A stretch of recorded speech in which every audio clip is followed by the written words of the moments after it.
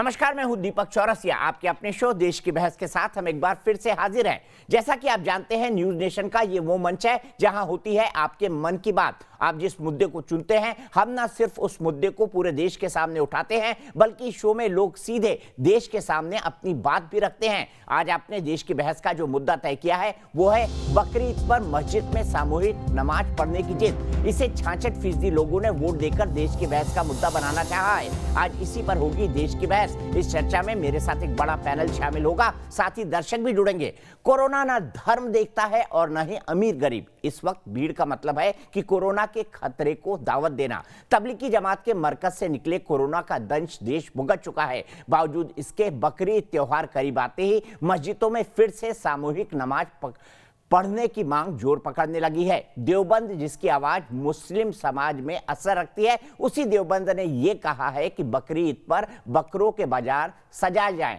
SP के सांसद यानी समाजवादी पार्टी सांसद शफीकुर रहमान वर्क इससे भी 2 कदम आगे निकल गए। उन्होंने कहा कि सामूहिक नमाज हो और उस मुहिम को ये लगातार उठा रहे हैं। कहने लगे हैं कि जब सभी नमाज पढ़ेंगे तो ही देश बचेगा। उनका यह मानना है कि नमाज में जब शुक्रिया अदा किया जाएगा तो अल्लाह की अजाब यानी अल्लाह ने जो कयामत ढाई है वो दूर हो जाएगी। उधर यूपी सरकार ने गाइडलाइन जारी कर दी है कि मस्जिद में यथास्थिति बरकरार रहेगी, यानी मस्जिदें तो खुली रहेंगी लेकिन 5 लोग से अधिक नमाज नहीं अदा कर सकते।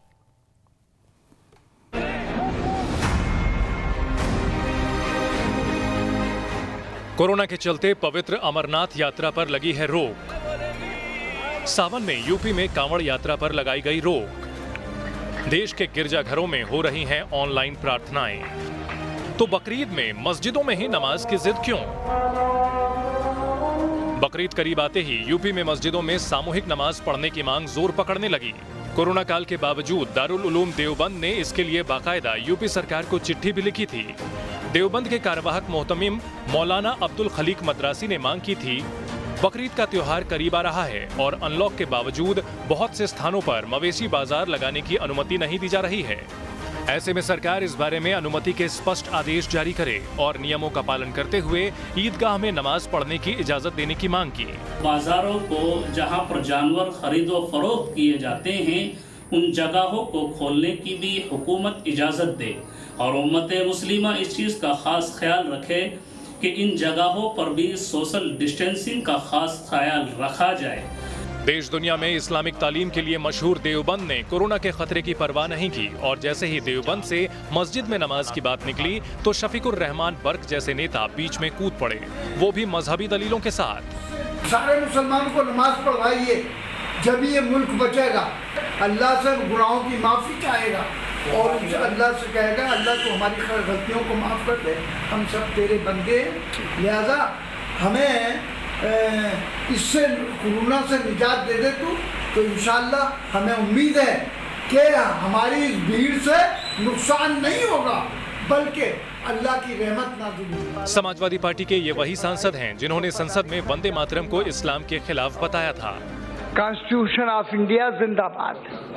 और जहाँ तक देखिए वंदे मातरम का ताल्लुक है, वो it is against the Islam, we can not follow it.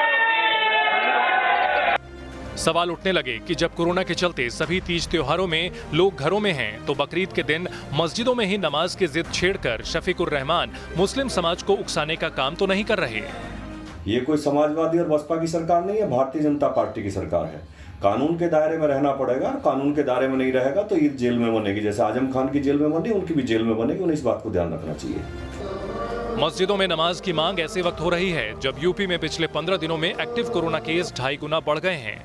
हालात इस तरह हैं कि हर शनिवार और रविवार को राज्य में संपूर्ण लॉकडाउन लागू है और अब यूपी में बकरीद के दिन मस्जिद खोलने की मांग ने जोर पकड़ा तो यूपी पुलिस ने गाइडलाइंस जारी कर दी। यूपी पुलिस ने बकरीद पर दिशा निर्देश जारी किए। बकरीद का त्योहार घर पर ही मनाने के निर्देश दिए। सामूहिक नमाज पर रोक जारी रहेगी।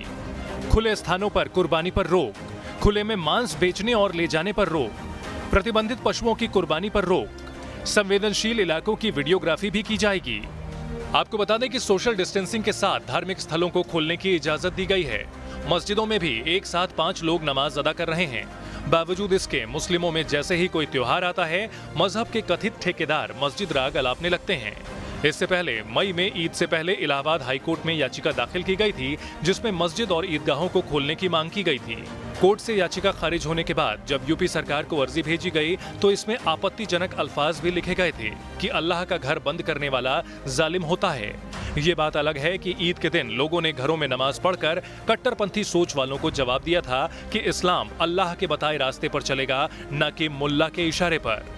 आज देश की बहस में इसी मुद्दे पर चर्चा करने जा रहे हैं कि क्या सिर्फ मस्जिद में ही नमाज पढ़ने से कोरोना खत्म होगा। सबसे बड़ा सवाल यही है कि क्या कौम के नाम पर कट्टरपंथी मुस्लिम समाज को भटका रहे हैं।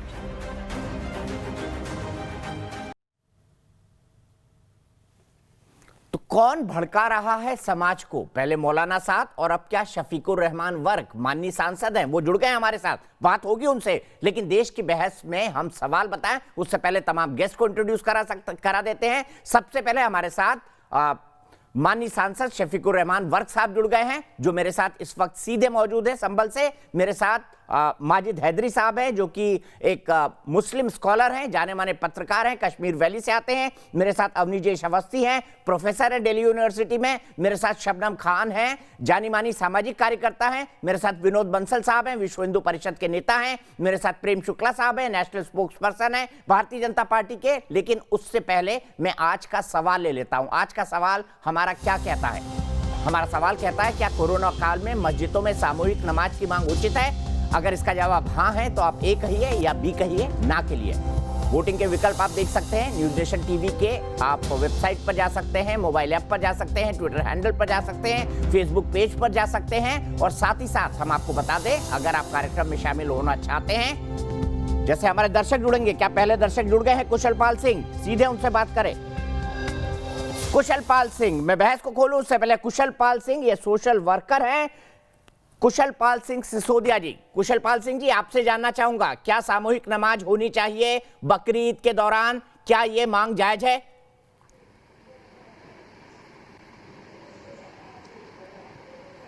इस समय जब कोरोना की महामारी फैल रही है, ऐसे समय में हमें किसी भी कीमत पर इस तरह की भावनाओं को नहीं करना चाहिए, और ना ही हमें ये किसी भी हद तक सही है कि हम सामूहिक नमाज पढ़ें। ऐसे समय में हमने नमाज नहीं पढ़नी चाहिए जब हम अमरनाथ जैसी यात्रा को स्थगित कर सकते हैं। तो ये देश की सुरक्षा के साथ खिलवाड़ होगा। आज हमारे साथ में प्रतिदिन 35 से 40 हजार, ठीक है, आपने सही कहा, अमरनाथ यात्रा बंद हो चुकी है। सीधे वर्ष साहब के पास चलता हूं। वर्ष साहब, मैं आपके बारे में जब पढ़ रहा था तब ये भी था कि आपने संसद के अंदर जो है वंदे मातरम कहने का विरोध किया था। तो कहीं आप कट्टरपंथी सोच तो नहीं बढ़ा रहे हैं कि नहीं बकरीद पर नमाज पढ़ने दी जाए? आपको पता है अमरनाथ बंद है, बड़े बड़े मंदिर बंद है, सभी जगह सोशल डिस्टेंसिंग चल रही है। किसी ने रामनवमी नहीं मनाई, ईस्टर नहीं मनाया गया, इवन ईद की नमाज नहीं पढ़ी गई। तो बकरीद में ऐसा क्या खास है?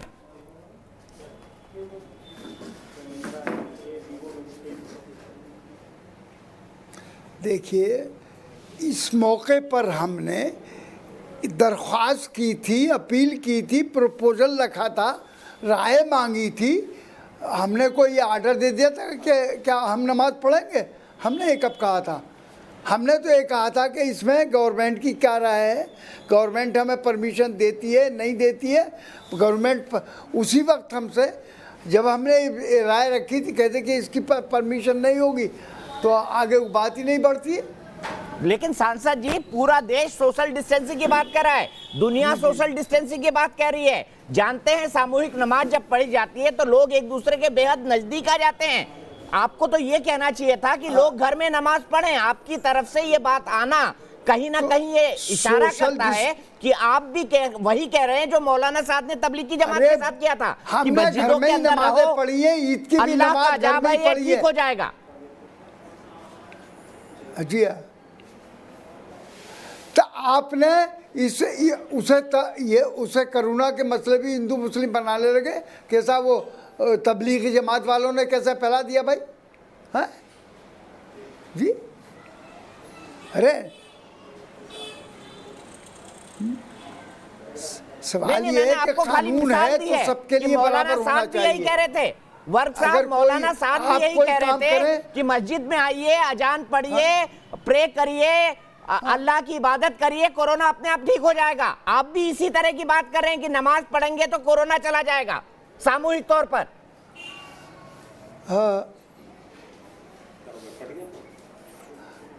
हमारा तो ये देखिए, ये हमारा बहैसियत मुसलमान के, बहैसियत इस्लाम के अक़ीदा है कि अगर हम अल्लाह से माफ़ी चाहेंगे अपने गुनाहों की, ये हमारे ख़ताओं के गुनाहों का हमें सज़ा मिल रही है, तो अगर हम अल्लाह से ये उम्मीद करते हैं कि अल्लाह ताला हमारी ख़ताओं को माफ़ कर देगा तो ये दूर हो जाएगा, तो इसमें क्या आपको क्या बुराई दिखाई दे रही?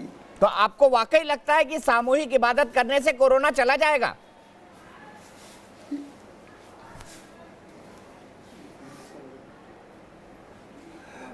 बिल्कुल, इबादत करने से हम दुआ मांगने की बात कर रहे हैं कि भाई इबादत अपनी जगह है, दुआ अपनी जगह है। ठीक है, इबादत अपनी जगह, दुआ अपनी जगह। शबनम खान, आप भी इस्लाम फॉलो करती है, बताइए चला जाएगा क्या ये अजाब अगर सामूहिक नमाज हो गई बकरी ईद की संभल में? तो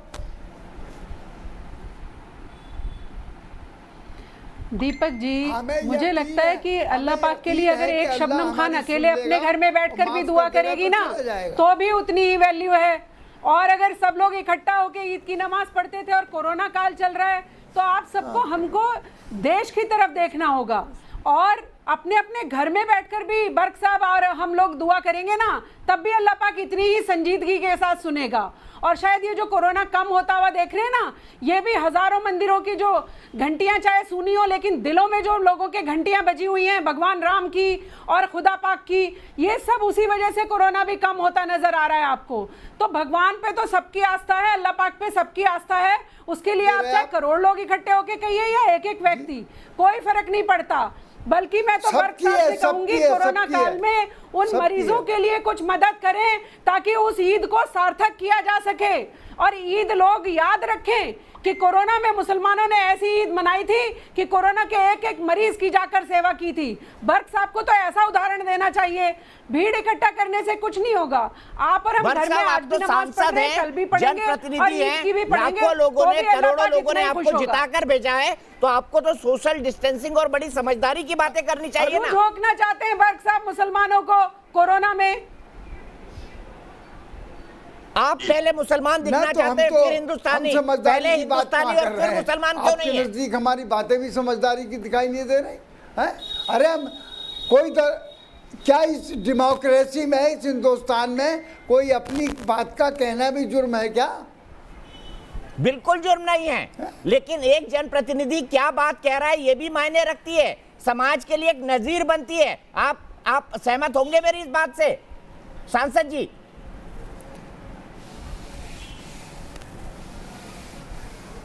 जी जी जी जी जी, मैं समझ रहा हूँ आपकी बात को। तो बताइए फिर ये जिद क्यों थी, ये पत्र क्यों? जब आप सब परिस्थितियों को समझते हैं, दीन और दुनिया के पूरे मसलों पर संसद के अंदर चर्चा करते हैं, माशाल्लाह आप उर्दू, हिंदी और अंग्रेजी बहुत बेहतरीन ढंग से बोलते हैं, आप खुद डॉक्टर हैं, तो अगर आपसे ये मांग आएगी तो लोग सोचेंगे ना कि डॉक्टर साहब ये मांग क्यों कर रहे हैं?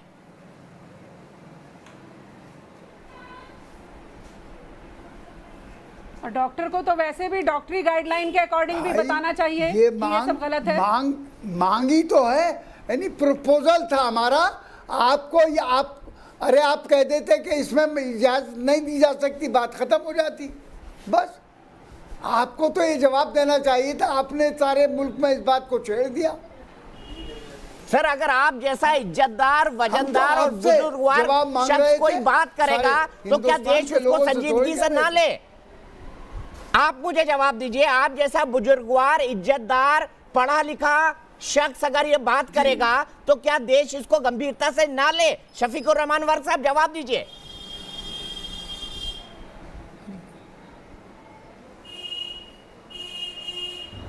अरे वो चलिए मैं पढ़ा लिखा हूँ या जो कुछ भी हूँ, जैसा भी हूँ, लेकिन हर इंसान को अपनी राय रखने का हक हासिल है, छोटे बड़े को भी और सारे इंसानों को। अगर कोई बात मतलब ये है कि मुल्क के उस खिलाफ है या इंसानों के खिलाफ है, तो हम एक बात कह रहे हैं, चलो मेरी समझ में ये बात नहीं आ रही जो आप कह रहे हैं, तो ये गवर्नमेंट को तो इस पर फैसला लेके और हम सब ये सुना देना चाहिए था कि भाई इसमें नमाज आप नहीं पढ़ेंगे ऐसे। गवर्नमेंट ने तो फैसला ले लिया है, कोई जोर जबरदस्ती हम कर रहे थे उसमें। वर्क साहब गवर्नमेंट ने तो फैसला ले लिया है, योगी सरकार ने साफ कर दिया है। कहीं आप ये तो नहीं जताना चाहते कि योगी सरकार जानबूझकर मुसलमानों को मस्जिदों में नमाज नहीं पढ़ने दे रही है? क्या आप ये जताना चाहते हैं?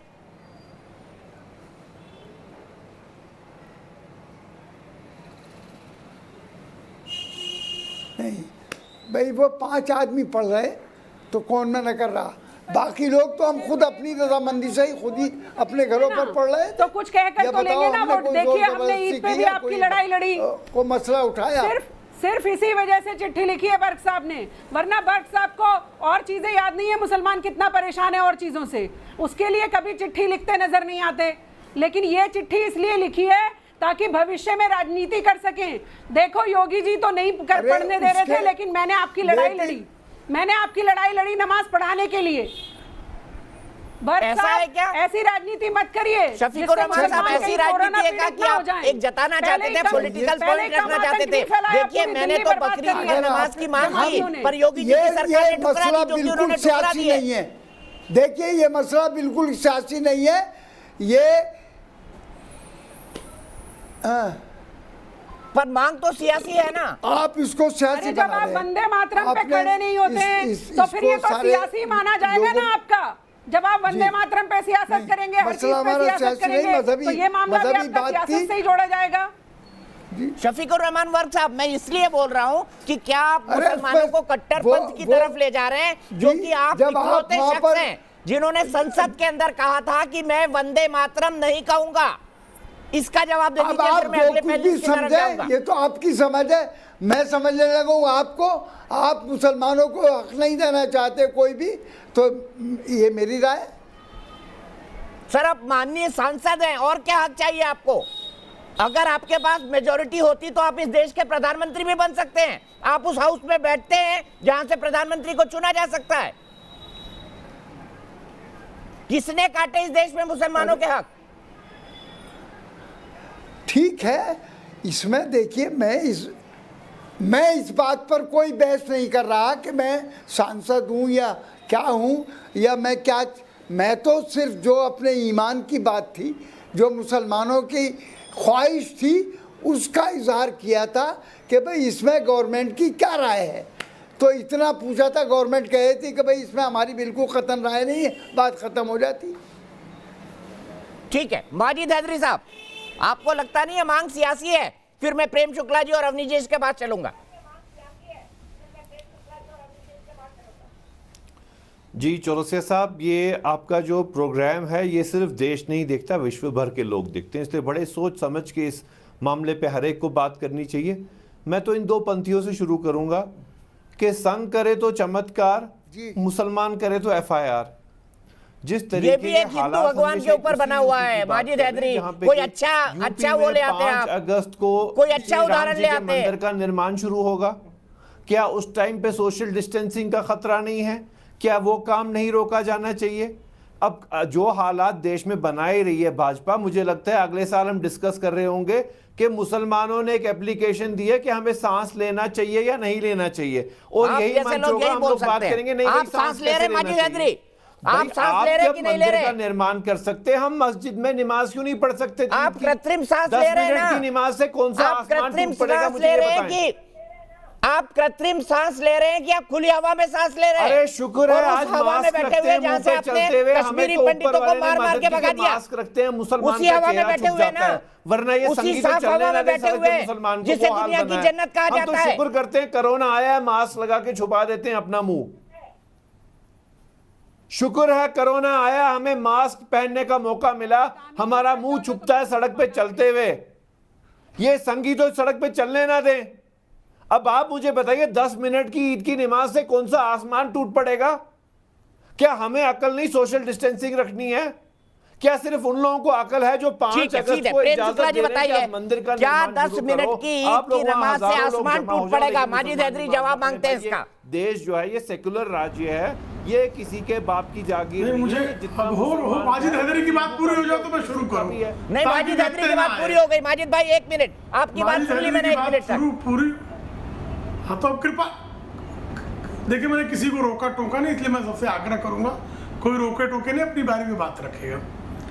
माजिद हैदरी और शफीकुर रहमान बर्क, इन दोनों की बात सुनने के बाद मेरे मन में एक छोटा सा सवाल पैदा होता है कि क्या इस्लाम की सारी ज्ञान संपदा जो है वो क्या इधर भारत के कुछ मुसलमानों में ही सीमित है? क्या सऊदी अरब के मुसलमान पूरी तरह से इस्लाम को समझ नहीं पा रहे? भाई मक्का और मदीना में हज नहीं हो रहा है। क्यों नहीं हो रहा है हज? क्योंकि कोरोना है।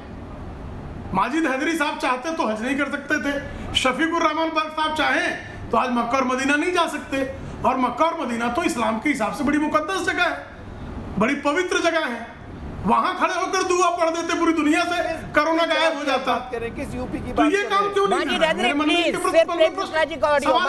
भाई फिर ऑडियो गिराना पड़ता है, वैसे ही वक्त कम होता है। जी जी जी दीपक जी, अब अगर सऊदी अरेबिया में हज के लिए भी बाहर से किसी को नहीं, लोकल भी एक लिमिटेड नंबर्स जिसमें सोशल डिस्टेंसिंग मेंटेन की जा सके, ये निर्णय जहां इस्लाम का सबसे मुकद्दस, जहां सोचता है एक मुसलमान कि जिंदगी में एक बार हम हज करके आएंगे। हज कब करके आएंगे? जब कर्ज मुक्त हो जाएंगे, बाकी सारी दुनियादारी जिंदगी की पूरी हो जाएगी, तो एक बार जीवन में हज कराएंगे। वो हज करने का हक भी इस बार इस्लाम के उलमा ने ये तय किया कि हम यहाँ पर कोरोना के संकट के नाते ये हज नहीं होने देंगे। उसके बाद आप किस बात की जिद कर रहे हैं? और माजिद हैदरी जिस अयोध्या का जिक्र कर रहे हैं, वहाँ सोशल डिस्टेंसिंग मेंटेन होगा। एक स्थान है, सारी मस्जिदों में सोशल डिस्टेंसिंग मेंटेन होती तो कौन मना कर देता? सारे मंदिर खोल दिए जाते।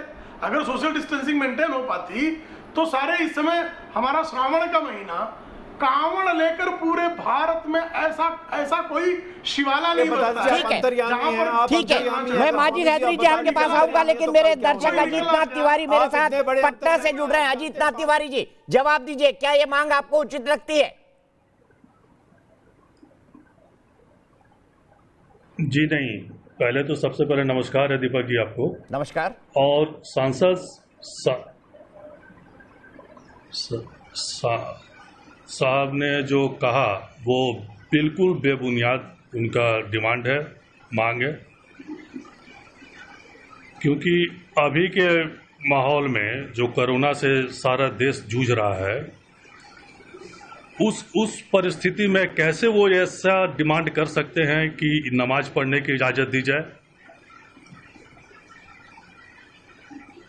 ठीक है, कैसे डिमांड कर सकते हैं? शफीकुर रहमान साहब, बर्क साहब, मेरी आपसे बड़े इज्जत के साथ गुजारिश है, मैं आपको दशकों से संसद के अंदर देख रहा हूं, आते जाते हम टकराते भी हैं। मैं आपसे सिर्फ इतनी रिक्वेस्ट करना चाहता हूं कि अगर आपको एहसास हुआ हो कि सांसद के तौर पर मुझसे ये गलती हो गई, तो देश से माफी मांग लीजिए। कोई दिक्कत नहीं होनी चाहिए। अगर कोई गलत मांग रख दी तो उसके सामने देश से खेद प्रकट करने में या माफी मांगने में कोई दिक्कत नहीं होनी चाहिए। आप माफी मांगते हैं इस गैर नाजायज डिमांड के लिए। मैं माफी क्यों मांगू? मुझसे क्या गलती हुई है?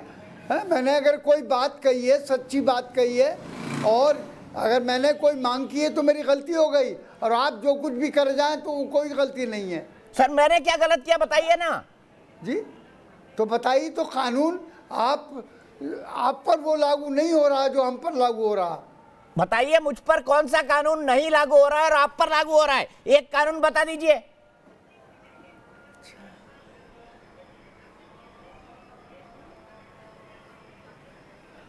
सुन रहा हूं सांसद जी, आपको बताइए कौन सा कानून आप पर लागू होता है, देश में मुझ पर नहीं लागू होता। तो ये बिल्कुल गलत बयान किया आपने। क्या गलत बयान किया? अरे कानून तो सबके लिए बना है, एक आदमी के लिए, एक कौम के लिए, एक बिरादरी के लिए नहीं बना। कानून सब हिंदुस्तान सबका है, सब उसमें रहते हैं, सबको कानून का पालन करना होगा, हम सबको मिलजुल कर रहना होगा। तो वही तो मैं कह रहा हूँ, जब एक कानून बना हुआ है तो आपने उस कानून को तोड़कर एक धार्मिक कार्यक्रम की इजाजत क्यों मांगी? अब आपको अगर गलती का एहसास हुआ है तो माफी मांग लीजिए। नहीं, कानून इसमें कानून क्या तोड़ दिया हमने? सिर्फ ये मशवरा देने में, इजाज़त लेने में कि इस पर आप गौर कर लीजिएगा, तो हम कानून का उल्लंघन हो गया।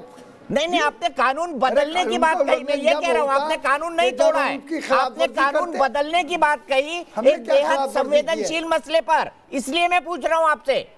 हाँ, क्या मैंने बदलने की भी कोई बात नहीं कही? कौन सी बात बदलने की कही है? अभी कानून है ना कि 5 लोग से ज्यादा नमाज नहीं पढ़े मस्जिद में। सोच ले कि इसमें हमें इजाजत अगर इजाजत मिल जाती तो हम नमाज पढ़ लेते, लेकिन आप इजाजत नहीं दे रहे, तो हमने कब जिद की आपसे इस बात की? ठीक है, सीधा चलता हूँ अवनीजेश अवस्थी जी के पास। अवनीजेश अवस्थी जी, मांग इतनी सीधी है, बात इतनी सीधी है जितनी शफीकुर रहमान साहब बता रहे हैं? दीपक जी, शफीकुर रहमान जी से मैं एक सवाल पूछना चाहता हूँ। वो संभल से चुने हुए सांसद हैं, वो किसी एक संप्रदाय के तो प्रतिनिधि है नहीं, तो उनको कावड़ियों के लिए भी मांग करनी चाहिए थी। आप एक हिंदू सांसद से अपेक्षा करते हैं कि जब आप जीत जाते हैं तो आप सबके प्रतिनिधि होते हैं, आप धर्मनिरपेक्ष हो जाते हैं। मैं शफीकुर रहमान साहब से पूछना चाहता हूँ, आपने रामनवमी पर भी यही मांग की थी क्या? क्या कावड़ियों के लिए यही मांग की थी क्या? क्या नवरात्रों में भी यही मांग की थी क्या आपने? जवाब ले लेते हैं शफीकुर रहमान साहब। जवाब वो पूछ रहे हैं कि सांसद के तौर पर आप हिंदू, मुसलमान, सिख, ईसाई सभी के प्रतिनिधि है, तो क्या आपने कावड़ियों के लिए ये मांग की थी? आपने रामनवमी के लिए मांग की थी? आपने नवरात्रि के लिए मांग की थी कि पूजा की इजाजत दी जाए सामूहिक तौर पर? मुझे उनके आप तो सेक्युलर है ना, में दखल देने का क्या हक है? ये आप तो प्रतिनिधि हैं उनके, आप सांसद हैं, बिल्कुल आपको दखल देने का हक है। मैं क्यों करूंगा ये? आप तो सांसद है ना, प्रतिनिधि हैं उनके। इस बात का थोड़ा ही हूं। मान गए कि ये सिर्फ एक संप्रदाय के नेता है। संभल के लोगों को ये सोच लेना चाहिए, इस देश के नेता को तो मजहबी मामलात के थोड़ा ही है। ये दुनिया भी इस निजाम में जो सांसद चलता है उसका प्रतिनिधि हूं मैं। नहीं सर, हिंदू भी वोट देता है ना आपका, हिंदू के भी प्रतिनिधि है ना, तो उनके त्योहारों के लिए भी मांग करिए। अवनीजेश जी ये कह रहे हैं। तो भाई प्रतिनिधि वो मुझसे कोई बात कहेंगे तो जब तो मैं उनकी मदद करूंगा। कोई भी हम मेरे पास संभल में हिंदू भी रहते हैं कि नहीं? बहुजन समाज के भी आते हैं, समाजवादी हिंदू भी रहते हैं कि नहीं रहते? और जनाब अली बीएसपी के भी आते हैं और बीजेपी के भी आते हैं। हम सबकी मदद करते हैं। बर्क साहब, सबकी मदद, आप चुने हुए सांसद हैं, आपने संविधान की शपथ ली है, और देश में जो इस समय स्थिति है उसके बावजूद ये आप मांग कर रहे हैं, ये निहायत धार्मिक नहीं, राजनीतिक साजिश है आपकी। ये आपका हिडन एजेंडा है। माजिद हैदरी को तो मैं कोई जवाब दूंगा ही नहीं, लेकिन दीपक जी, मैं एक महत्वपूर्ण बात आपसे कहना चाहता हूं। सवाल का जवाब ले लेते हैं।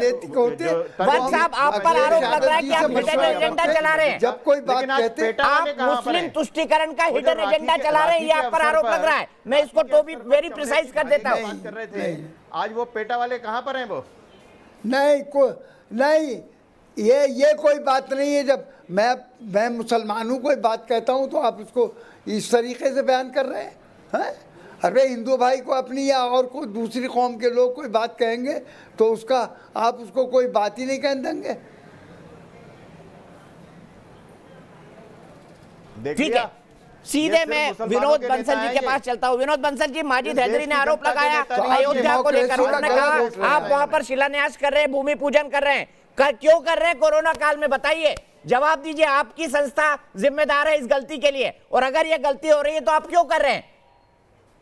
देखिए दीपक जी, दो बातें बड़ी महत्व की हैं।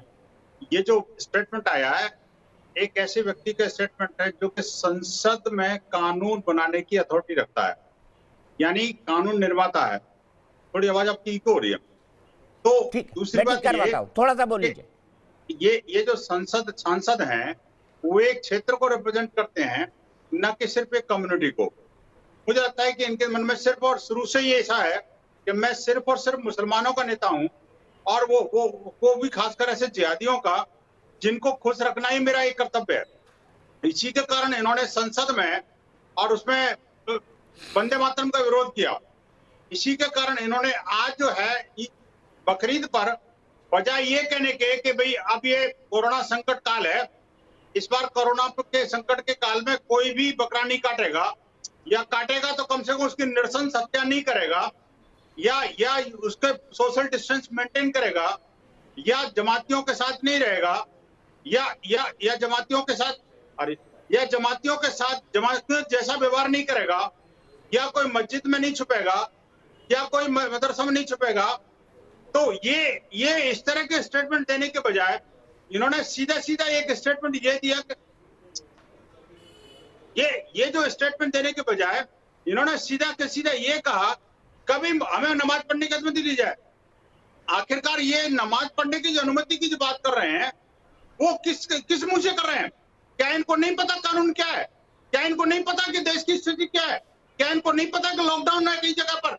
और ये इनको नहीं पता कि आखिरकार ये मुसलमानों को भी जिंदा अगर रखना है तो आखिरकार ये सोशल डिस्टेंस, 2 गज दूरी और मास्क जरूरी, इसका फॉलो करना बहुत जरूरी है। ठीक है शफीकुर रहमान साहब, आपने कहा कि आपकी बात को एक धर्म के चश्मे से क्यों देखा जा रहा है, मैं इसका जवाब देना चाहता हूं। और जवाब देश के उस मंदिर में दिया आपका एक स्टेटमेंट है जिसको लेकर बहुत विवाद हुआ था। आइए सबसे पहले वो सुनवाता हूं कि शफीकुर रहमान वर्क साहब ने संसद के अंदर क्या कहा था वंदे मातरम के बारे में, सुनिए।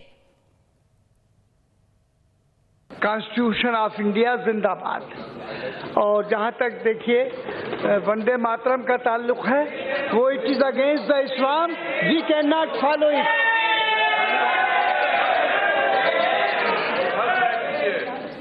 जी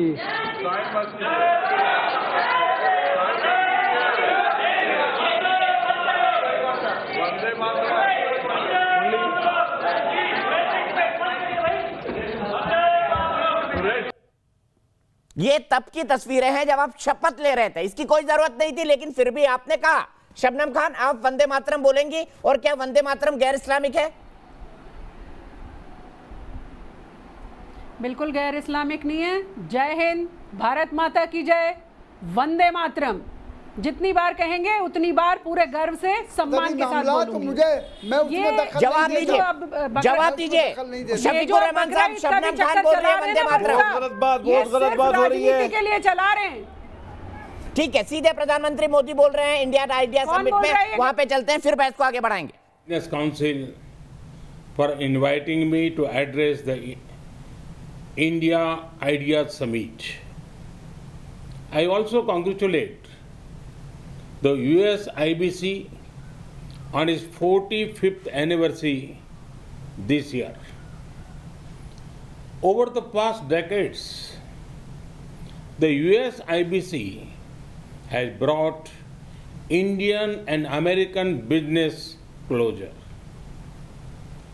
US IBC's choice of this year's Idea Summit, building a better future, is also very, very relevant. Friends, we all agree that the world is in need for a better future, and it is all of us who have to collectively give shape to the future. I firmly believe that our approach to the future must primarily be a more human-centric one. Our growth agenda must place the poor and vulnerable at the core.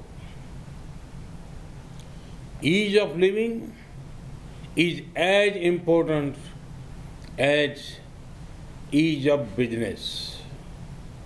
Friends, recent experience has taught us that the global economy has been too focused on efficiency and optimization. Efficiency is a good thing, but on the way we forgot to focus on something equally important, that is resilience against external shocks. It has taken a global pandemic to remind us how important resilience is. Friends, global economic resilience can be achieved by stronger domestic economic capacities. This means improved domestic capacity for manufacturing, restoring the health of the financial system, and diversification of international trade. Friends, India is contributing towards a prosperous and resilient world through the clarion call of an Atmanirbhar Bharat. And for that, we await your partnership. Friends, today there is global optimism towards India.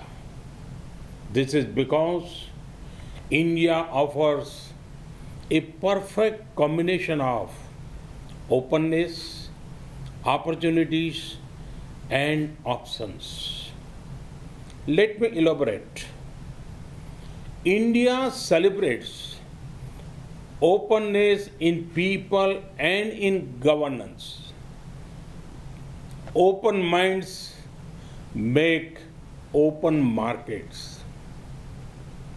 Open markets lead to greater prosperity.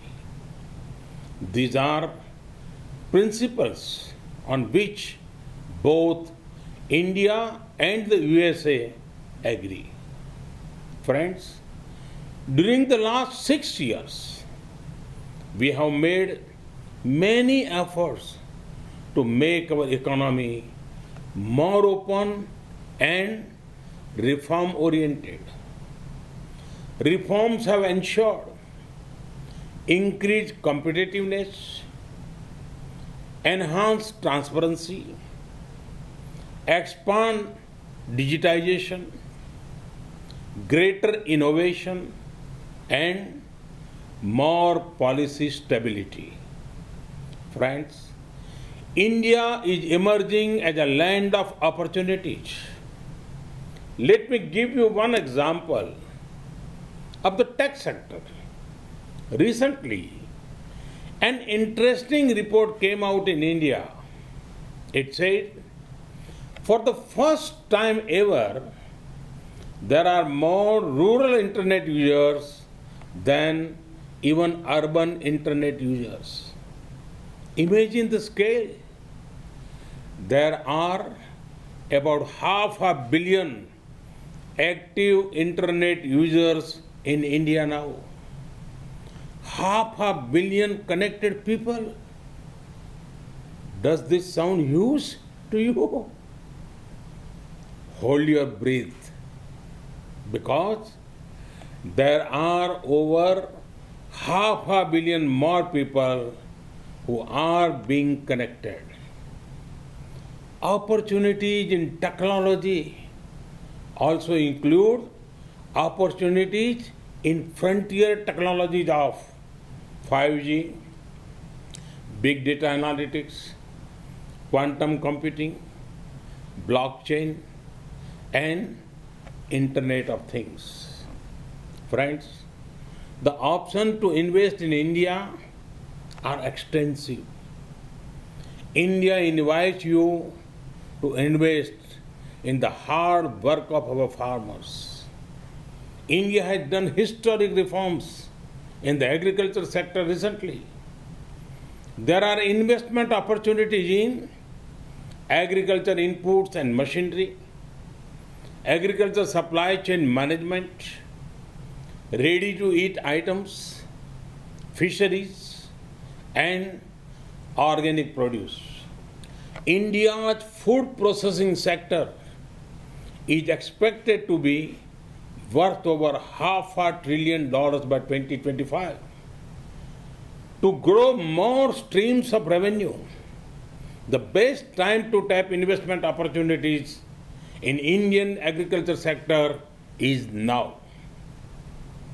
India invites you to invest in healthcare. The healthcare sector in India is growing faster than 22% every year. Our companies are also progressing in production of medical technology, telemedicine, and diagnostics.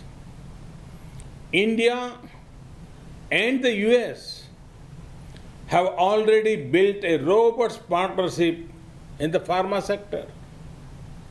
To achieve scale and speed, now is the best time to expand your investment in Indian healthcare sector. India invites you to invest in energy. As India evolves into a gas-based economy, there will be big investment opportunities for US companies. There are also big opportunities in the clean energy sector. To generate more power for your investment, this is the best time to enter the Indian power sector. India invites you to invest in infrastructure. Our nation is witnessing the largest infrastructure creation drive in our history. Come, be a partner in building housing for millions, or building roads, highways, and ports in our nation. Civil aviation is another area of great potential growth. The number of air passengers are expected to more than double within next 8 years. The top private Indian airlines plan to include over 1,000 new aircraft over the coming decade. This is a huge opportunity for any investor who chooses to set up manufacturing facilities in India, which can become a base for supplying regional markets. A similar case is obvious for setting up maintenance, repair, and operation facilities. To give flight to your aviation targets, this is an ideal time to invest in the Indian aviation sector. India invites you to invest in defense and space. We are raising the FDI cap for investment in defense sector to 74%. India has established 2 defense corridors to encourage production of defense equipment and platforms. We offer special incentives for private and foreign investors. A few weeks ago, we cleared path-breaking reforms in the space sector. Come, be a part of these upcoming sectors. India invites you to invest in finance and insurance. India has raised FDI cap for investment in insurance to 49%. Now, 100% FDI is permitted for investment in insurance intermediaries. The insurance market in India is growing at a rate of more than 12% and is expected to grow to $250 billion by 2025. With the success of Ayushman Bharat, our health assurance scheme, PM Fasal Bima Yojana, our crop insurance scheme, and Jan Suraksha, or social security schemes, the government has laid the ground for quick adoption and acceptance of insurance products. There are large untapped opportunities for increasing insurance cover in health, agriculture, business, and life insurance. To generate long-term and assured revenues, the Indian insurance sector is one of the best investment option right now. I have given you a few options, and that too without any consultancy fees. Friends, when the markets are open, when the opportunity is high and the options are many, can optimism be far behind?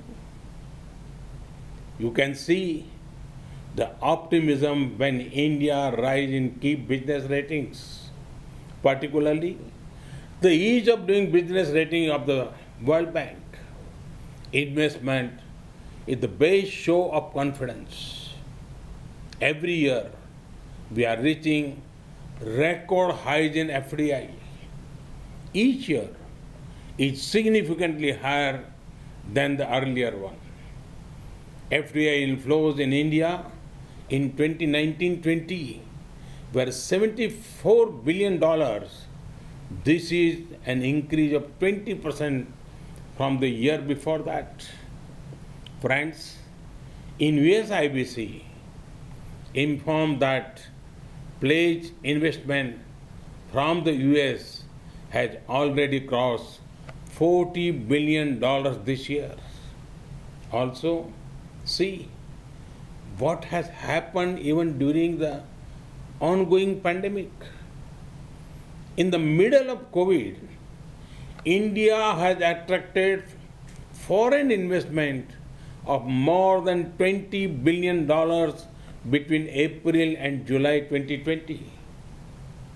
But India offers many more opportunities. We have what is needed to power the global economic recovery. Friends, the rise of India means a rise in trade opportunities with a nation that you can trust, a rise in global integration with increasing openness, a rise in your competitiveness with access to a market which offers scale, and a rise in your returns on investment with availability of skilled human resources. Friends, for this vision, there are few better partners than the United States of America. India and the USA are two vibrant democracies with shared values. We are natural partners. Thus, US-India friendship has scaled many heights in the past. Now, it is time our partnership plays an important role in helping the world bounce back faster after the pandemic. तो प्रधानमंत्री नरेंद्र मोदी कह रहे हैं India's idea summit में कि किस तरीके से दुनिया भारत में निवेश कर सकती है। खास तौर से वो अमेरिकी निवेशकों को आमंत्रित कर रहे हैं कृषि के क्षेत्र में, एनर्जी के क्षेत्र में, और साथ ही साथ बहुत ऐसे कई सेक्टर्स हैं जिनकी उन्होंने बात की। उन्होंने कहा कि भारत एक ऐसा देश है जहां पर 50 करोड़ से ज्यादा रूरल इंटरनेट यूजर्स हैं, जो अपने आप में बहुत बड़ी बात है। फिलहाल लेंगे एक ब्रेक, लेकिन बाद में हम आएंगे अपनी मूल बहस पर वापस। बहस हमारी थी कोरोना काल में मस्जिद खोलने की जिद क्यों, बात आ गई थी वंदे मातरम तक। वर्षा आपसे जानेंगे क्यों नहीं बोला उन्होंने संसद के अंदर वंदे मातरम, ब्रेक के बाद।